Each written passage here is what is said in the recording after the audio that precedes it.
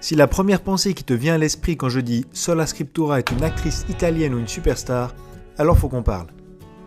Peut-être que tu as déjà entendu cette phrase, mais ce n'est pas dans la Bible. Ou peut-être que tu as toi-même déjà prononcé quelque chose de similaire. Si c'est le cas, alors tu es un enfant de la Réforme, mais tu ne sais pas pourquoi. Dans quelques minutes, tu seras à nouveau un vrai protestant. Allons-y. Tu peux checker ce qu'était la Réforme dans notre vidéo sur Luther. Mais au sens figuré, la Réforme s'est déroulée de la manière suivante.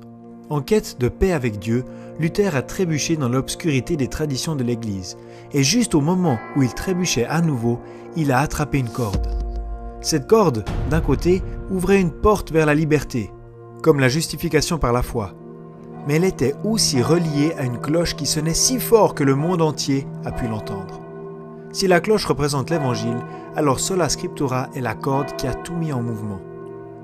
Sola Scriptura signifie « Seule la Sainte Écriture est la parole de Dieu et peut me dire ce qu'il faut faire et ce qu'il ne faut pas faire, rien de moins, rien de plus et rien d'autre. » Mais Sola Scriptura ne signifie pas pour autant que la Bible parle de toutes les choses de notre vie physique. Par exemple, comment se brosser les dents ou comment tondre la pelouse. Non, 2 Timothée 3,16 dit « Toute écriture est inspirée de Dieu et est utile pour notre vie ? Non, pour enseigner. » Il s'agit donc de notre partie spirituelle, de notre cœur, parce que c'est là que se trouve le centre, les issues de la vie. Sola Scriptura ne signifie pas que je ne peux ou ne dois rien lire d'autre. Paul a aussi lu des parchemins et a cité en partie des poètes extra-bibliques. Ceci pourrait être utile dans certains contextes. Mais Sola Scriptura signifie que toutes les autres choses sont subordonnées et secondaires à la norme.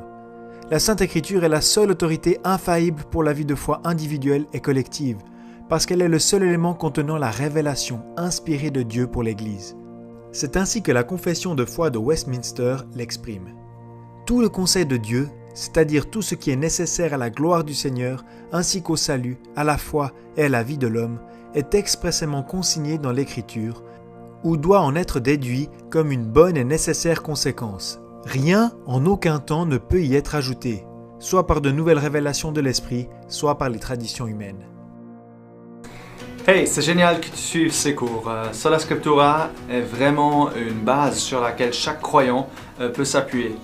Mais tu pourrais te dire, ok, cool, votre truc, mais si Martin Luther le dit, est-ce que la Bible le dit aussi? Et la question est légitime. Parce que c'est exactement ça, Sola Scriptura. Donc, est-ce que la Bible en parle?